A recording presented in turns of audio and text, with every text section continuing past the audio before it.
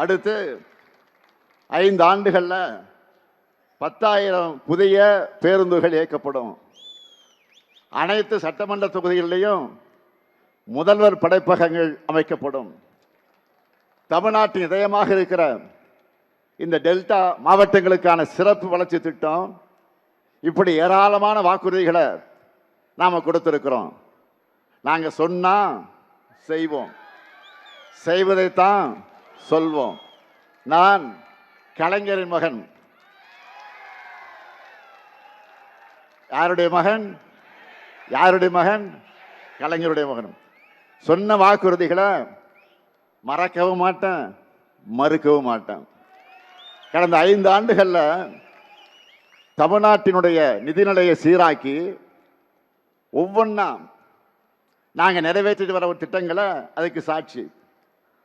தன்னோட 10 ஆண்டு கால ஆட்சியில் தமிழ்நாட்டை எல்லா துறைகளிலும் படுகொலைக்கு தள்ளின அதிமுகவும் இந்தியாவை வரலாறு காணாத சரிவுக்கு கொண்டு போய் கொண்டிருக்கக்கூடிய பாஜகவும் சேர்ந்து அமைச்சிருக்கக்கூடிய கூட்டணிக்கு இந்த தேர்தலையும் வழக்கம் போல படுதோல்வியை தான் நீங்க பரிசா தரணும். தயாராயிட்டீங்களா?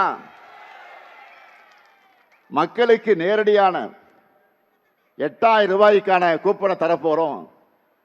நம்முடைய இல்லத்தரசு திட்டத்தை பார்த்து இன்றைக்கு வயிறு எரிஞ்சு அது ஊழலுக்கான திட்டம்னு சொல்றாரு. யாரு?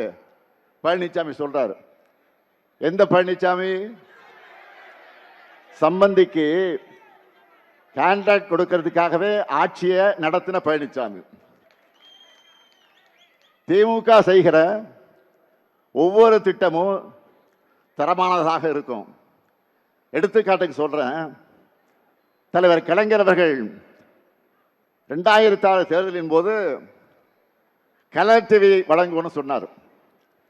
ஆட்சி பொறுப்புக்கு வந்த உடனே கலர் டிவியோட கொள்முதல் நேர்மையாகவும் தரமானதாகவும் யாரும் குறை சொல்ல முடியாத வகையில் இருக்கணும்னு முடிவு செஞ்சு அதுக்கான டெண்டரை ஒப்பந்ததாரரை முடிவு செய்ய அனைத்து கட்சிகள் கொண்ட அதிமுகவும் சேர்த்து, எதிர்கட்சியாக இருக்க அதிமுகவும் சேர்த்து, அனைத்து கட்சி உறுப்பினர்களை சேர்த்து ஒரு குழுவை அமைச்சார்.